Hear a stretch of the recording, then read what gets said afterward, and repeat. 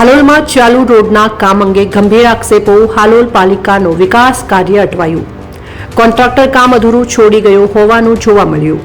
હાલોલ પાલિકા વિસ્તારમાં ચાલુ રોડના કામ અંગે ગંભીર આક્ષેપો સામે આવ્યા છે. સ્થાનિકોના કહેવા મુજબ રોડનું કામ અધૂરું હોવાથી મોટી હાલાકી ભોગવી રહ્યા છે. સ્થાનિક બહેનોએ જણાવ્યું કે તેઓ આ મુદ્દે સીધા હાલોલ પાલિકા ખાતે ચીફ ઓફિસર પાસે રજૂઆત કરવા ગયા હતા. જોકે ચીફ ઓફિસરે તેમને ચોંકાવનારી વાત કહી હતી કે આ રોડનું કામ હવે પૂરું નહીં થાય, કોન્ટ્રાક્ટર કામ અધૂરું છોડી ગયો છે. આ નિવેદનથી નાગરિકોમાં રોષ ફેલાયો છે. લોકોનો સવાલ છે કે જો કોન્ટ્રાક્ટર કામ અધૂરું છોડી જાય તો તેની જવાબદારી કોણ લેશે? ટેક્સના પૈસાથી થતા વિકાસ કાર્યો અધૂરા કેમ રહે? તેવા સવાલો ઉદ્ભવવા પામ્યા છે. લોકો માંગ કરી રહ્યા છે કે કરોડોનું રોડનું કામ તાત્કાલિક પૂર્ણ કરવામાં આવે અને કોન્ટ્રાક્ટર સામે કડક પગલાં લેવાય.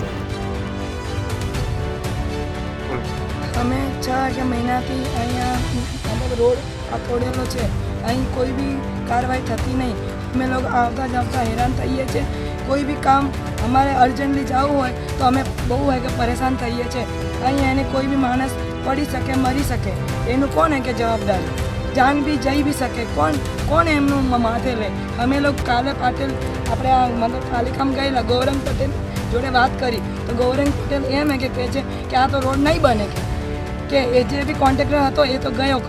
તો પછી અમારે કેવી રીતે રહેવાનું હોય? અમે લોકો હેરાન થઈ ગયા છે. અહીં નથી રહેવાનું ગમતું, પણ હમણાં એકદમ તાત્કાલિક જવાનું કંઈ. એટલે તમે કોઈ બી કાર્યવાહી કરો અને અમને સહાયતા કરો કે કોઈ બી કારણ અગર કોઈ બી કારણ થઈ ગયું તો પછી આ કોણ કે જવાબદાર લેશે? શું નામ? મારું નામ પુષ્પાબેન, હાલોલમાં રહું છું. આપણે બજારમાં દુકાન છે શ્રી રામદેવ સ્ટોર. અમે લોકો હેરાન થઈએ છીએ. કોઈ બી કાર્યવાહી કરવાની જરૂર છે.